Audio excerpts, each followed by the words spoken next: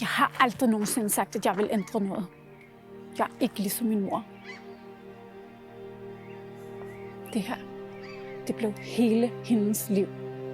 Hun blev så fikseret på at få sin bror tilbage, at sådan en dag, så hun var væk. Det er sikkert bare noget, jeg har fundet på, ikke? Jeg to. Og ved du hvad? Det billede, det sviger kraftedeme mere, end hvis jeg faktisk havde set dig sammen med hende.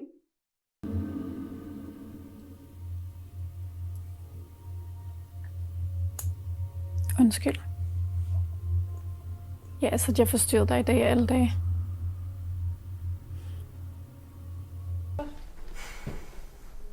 Ja. Du skal da bare gøre, hvad der føles godt for dig. Ja. Kom on, Kate. Helt ærligt. Du har ret. Jeg fucking elsker dig.